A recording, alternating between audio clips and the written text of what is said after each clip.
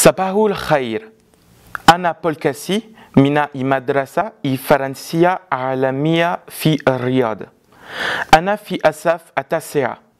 بدأت تعلم اللغة العربية منذ شهر سبتمبر لذلك لست تالكا بتحدث باللغة العربية فعذرا لمقدمتي الكثيرة. Bonjour à tous, je m'appelle Paul Kassi Sissoko, j'ai 14 ans, je suis français, je vis en Arabie Saoudite et j'étudie à l'école française internationale de Riyad.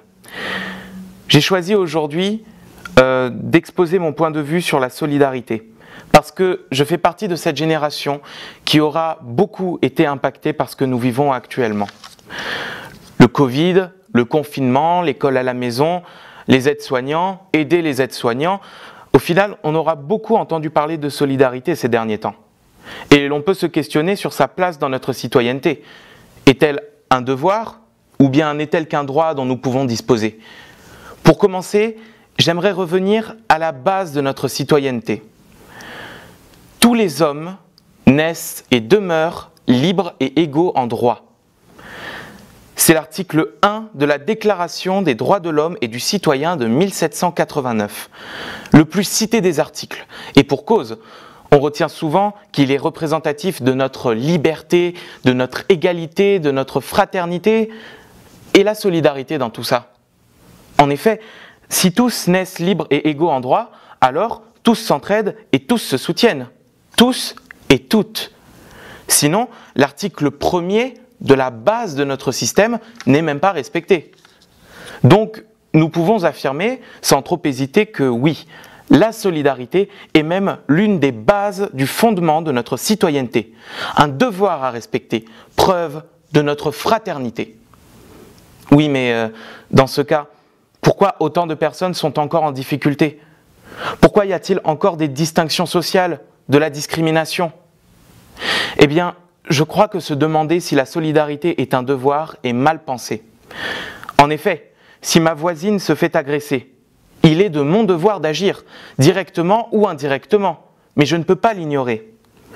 Par contre, si je suis obligé d'aider cette même voisine à faire ses courses pour gagner du temps? Non, je ne le suis pas. Je suis libre de ne pas le faire. Je suis libre de l'ignorer. Et pourtant, si je le faisais, cela ne prouverait-il pas que dans le fond, je suis une bonne personne? Puisque je le fais sans question de devoir derrière.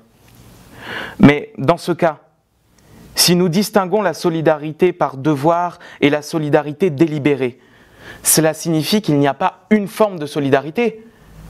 Il n'y en a pas une. Il y en a plein, des tas, des tonnes de formes de solidarité. Et toutes ne sont pas vues comme obligatoires aux yeux de l'État. Finalement, je pense qu'il ne faut pas se demander si la solidarité est un devoir, mais quand elle est essentielle. Car se forcer à aider, le faire par obligation, ce n'est pas de la vraie solidarité. La vraie solidarité, c'est quand on se serre les coudes, quand on sait qu'il le faut, quand on sait que c'est maintenant, qu'il faut se réunir pour affronter l'injustice, l'inégalité, le virus, tous ensemble. C'est ça qui est important, c'est ça qui est essentiel, c'est ça notre devoir. Ce n'est pas qu'une question de citoyenneté, c'est une question d'humanité. Et en grandissant, on apprend à distinguer tout cela de mieux en mieux. Et j'espère que malgré cette peine mondiale que nous sommes tous en train de subir, cette histoire nous aura apporté quelque chose de très positif. Ma génération aura gagné une nouvelle forme de solidarité, une solidarité plus grande, une solidarité plus forte, la solidarité qui a su aller au-delà de la citoyenneté. Merci à tous. Shukran lakoum.